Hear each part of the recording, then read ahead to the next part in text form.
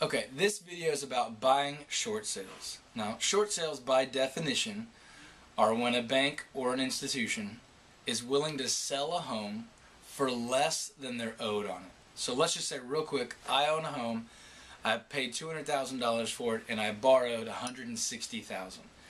And I want to sell it, but it's only worth $120 now. So I owe the bank $160, but it's only worth, somebody won't only pay me $120. I could go to the bank and say, hey, Mr. Banker, it's only worth $120. I want to sell it.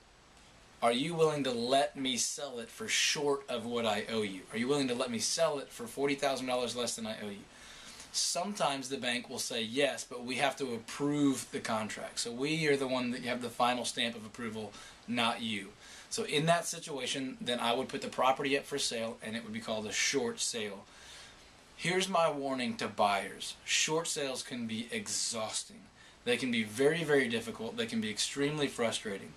Like foreclosures, they can be very rewarding as well.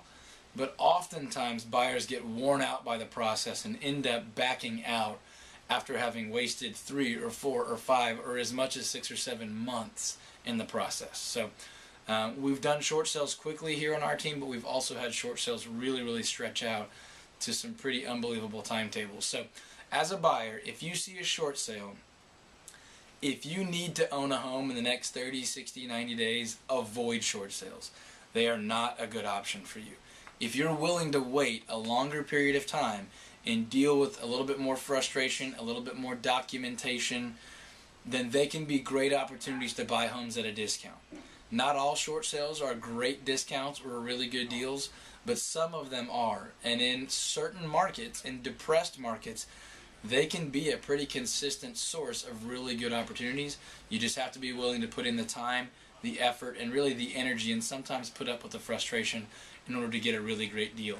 Outside of those things, you're really in a pretty good shape.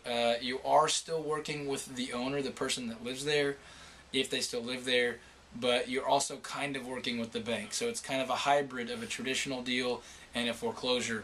But by definition, usually short sales take a pretty long amount of time and require some frustration, but they can be great deals. So just some notes on to be aware of if you're considering buying a short sale.